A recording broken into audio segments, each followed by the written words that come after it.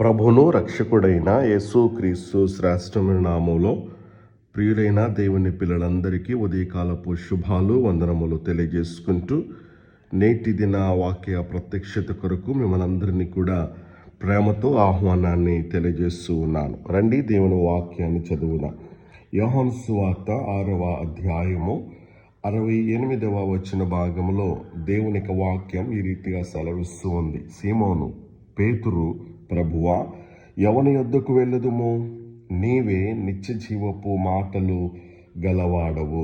ప్రభునందు ప్రియ దేవుని బిడ్డలారా, చదవబడినటువంటి ఈ లేఖన భాగంలో సీమోను అనబడిన పేతురు యేసుతో చెప్పుతున్నటువంటి మాట, ప్రభువా, మేము ఎవరి యొద్దకు పోవదుము?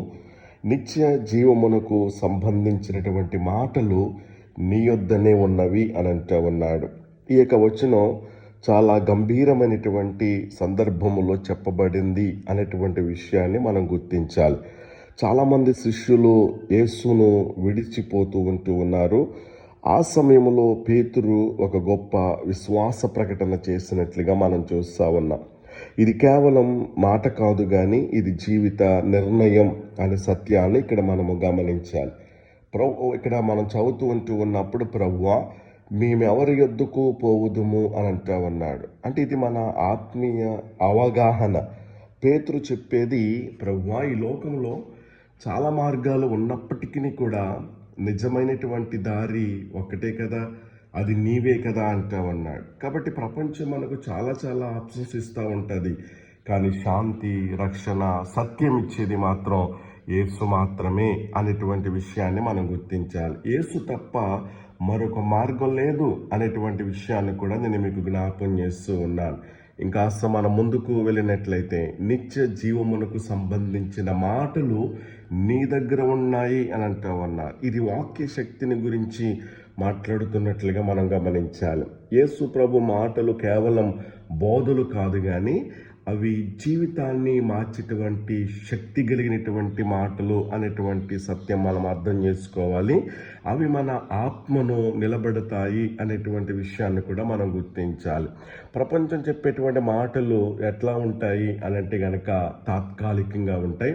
అది తాత్కాలిక ఆనందాన్ని ఇస్తూ ఉంటాయి. కానీ యేసు మాటలు శాశ్వత జీవితాన్ని ఇస్తూ ఉంటాయి. కాబట్టి వాక్యాన్ని పట్టుకున్నటువంటి వాడు ఎప్పుడు కూడా పడిపోడు అనేటువంటి సత్యాన్ని మనం గమనించాలి. అంత మాత్రమే కాదు, నీ యొద్దనే ఉన్నవి అంటా ఉన్నాడు. ఇది నిశ్చయమైనటువంటి విశ్వాసాన్ని సూచిస్తూ ఉంటా ఉంది. పేతురు ఇలా చెప్పలేదు, బహుశా నీ దగ్గర ఉండొచ్చేమో అని చెప్పలేదు. అతడు ఏమని చెప్పాడో తెలుసా? నీ వద్దనే ఉన్నాయి అంటా ఉన్నాడు. అంటే ఇది సందేహము లేనటువంటి విశ్వాసం. పరిస్థితులు మారినా అతని యొక్క నమ్మకం అనేది మారలేదు.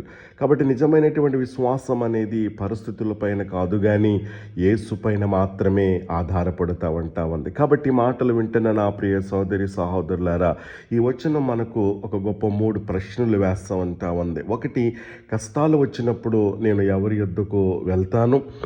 లేక రెండవ ప్రశ్న, నేను వింటున్నటువంటి మాటలు నిత్య జీవానికి దారి తీస్తున్నాయా?